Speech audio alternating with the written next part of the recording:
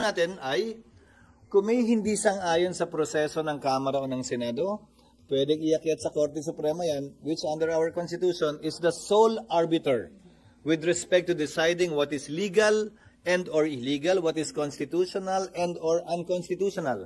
Hindi yan pwedeng pag-usapan o pagkasunduan ng Kamara o ng Senado bilang prosecutor man o bilang impeachment court.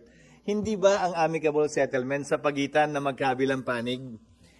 Walang amicable settlement sa pagitan ng korte at ng prosecution. Wala yatang ganun.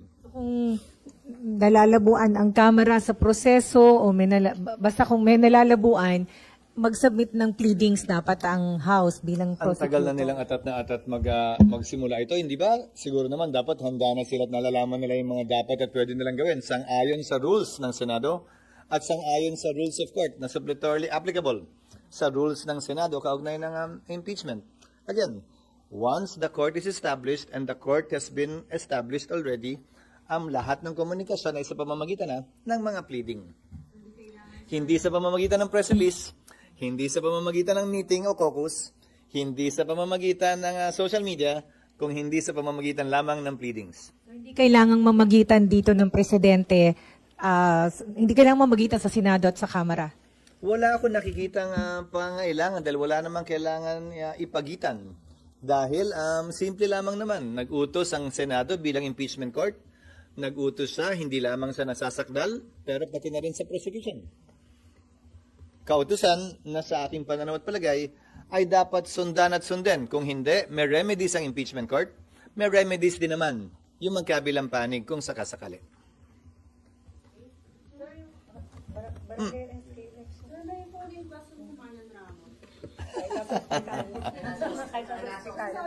Nasaan siya? Manila doctor, sir. Bakit? Kung kailan recess na, doon ba na high blood? Nagpatong-patong lahat. Naipon. Get well soon. Walang senador na open nila nagsasabi na dapat i-convict si VP. Unlike yung mga pro-Duterte pera. Walang senador. Hindi ko alam yung mga sinasabi nila sa kanilang mga social media account o sa labas at sa publiko. Hindi ko minomonitor yon. Saan yung tanong niya? Point ni Marlon is yung sinasabi na yung pagpapahilig kasi wala namang may senador na nagsasabi na ituloy yung impeachment trial but wala nagsasabi na dapat i-convict siya. Pero may senador na nagsasabi dapat i-dismiss kasi political. Ulitin ko, at the proper time, pwede ang hilingin ng magkabilang panig. Kung reklamo sila na keso hindi raw ito pwedeng gawin ng isang senator judge, pues ganun din, ibabalik ko. Ang pwede lamang ding humiling nito, kung sakasakali, ay yung magkabilang panig, prosecution or defense, pag nagsimula na yung trial. Hindi sa post lamang sa social media. Paano naman yun iko-considera ng korte kung sakasakali, nag-post lamang naman o nagpa-interview lamang naman. Kailangan dumaan ito sa proseso na, dahil may impeachment court na nga.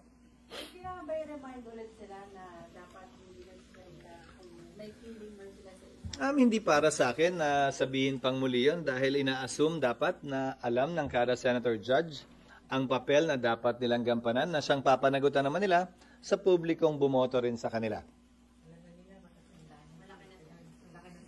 Malaki. Matanda. Maraming ganun. Kasi niremind nyo sila bago kayo mag-oath ngayon naka-oath na. Nung kampanya kasi yun Dahil siyempre, may mga matatanong na kampanya. Pero ngayong nag-convene na, ang assumption, nung binoto nga sila at naging senador sila, kasama sa pwede maging trabaho nila yan. Mga impeachment court judges. Pero di ba mas more that they should be more responsible sa sinasabi and ginagawa because nakapag-oath na nga. Sabi Nino, again, it is addressed to their sound discretion. And kung may magmo-motion sa impeachment court, i-address din nila yan. Sa kanila itatanong kasi yan Nang? Wala sa kapangyarihan ng presiding officer yan. Sir, other topic lang. Hingi lang pong soundbite sa statement nyo on the Israel-Iran conflict ngayon. Well, ang panawagan at kahilingan namin, tiyakin ang kaligtasan ng ating mga kababayan, hindi lamang sa Iran, hindi lamang sa Israel, pero sa mga karatig bansa na maaaring maapektuhan nitong gera, tawagin na natin gera, sa pagitan ng Iran at ng Israel. Lalo na't ngayon, tigil yata ang regular flight sa bansang Israel. So sana, tiyakin nila ang kaligtasan at mag-schedule ng repatriation flight sa sinumang Pilipino ang nagnanais makauwi muna. Hindi lamang para sa kanilang kaligtasan, pero dahil na rin nga baka wala naman yung trabaho nila doon sa bansang Israel dahil sa gerang nagaganap yun sa pagitan ng Israel at ng Iran. Hindi sa yung barangay SK elections, meron nagsasabi na baka ma-declare na unconstitutional. Kasi yung 2022, barangay SK elections, declared as unconstitutional dahil daw sa extension ng term na deprive ang mga tao ng kanilang right of suffrage. Sino nagsabi? Nabasa ko yung desisyon ng korte yung nagsabing unconstitutional yung in part yung unang batas na pinasa ng Kongreso dahil ipinagpaliban ng eleksyon pero walang sinet na term. Yun ang pagkakaunawa ko sa desisyon at pasya. Ito, pinagpaliban pero nag-set ng term. Hindi in-strike down ng Korte Suprema yung pagpapaliban ng term. Ang in-strike down ay yung kawalan ng term. Itong pinasa naming panukalang batas, sa pananaw namin ay compliant dahil naiiba to dun sa una. Dahil maliban sa pagpapaliban, sinet na yung term ng barangay and SK officials sa 4 na taon. So yun yung pagkakaiba. So marahil, kung may pagkakaiba, hindi maging pareho ang desisyon ng korte kaugnay ng pagiging partially unconstitutional ng unang batas. Since this was discussed po during the LEDAC meeting, confident kayo na pipirman ito ni Presidente? Oo, isa to sa mga diniscuss sa LEDAC, bagaman wala ito sa priority measures na unang pinagkasunduan sa mga naunang LEDAC, isa to sa mga hinirit na mga priority measures na dapat pagpasa ng Kongreso one way or the other. Dahil nga napipinto na ang eleksyon sa December of 2025. Nahabol naman namin yan at napasa namin lahat ng priority measures except for 2, I think. 1 or 2 na hindi na namin nahabol nitong last 2 weeks namin. So, sigurado po, sir, magiging batas. Barring any unforeseen circumstances such as a Supreme Court decision. Again, pananaw ni Attorney Macalintal yan na ginagalang ko. Pananaw ko din to. Pero sa dulo, Korte Suprema magpapasa kung may mag-aakyat ng kaso doon kaugnay sa constitutionality ng batas na ito.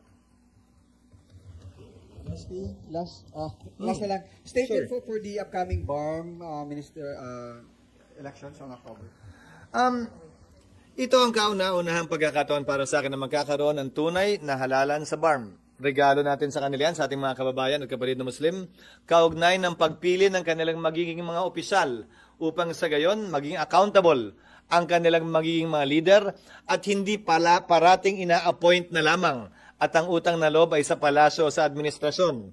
Sana, pag matuloy ito, at tiwala ako matutuloy ito, ang maging utang ng loob ng lahat na magiging opisyal sa BARM ay sa taong bayan na siyang naghalal sa kanila at naglagay sa kanila sa pwestong kabibilangan nila matapos ang BARM elections. Buwan tiwala at paniniwala ko na ito'y dapat matuloy at hindi na may pagpaliban pa.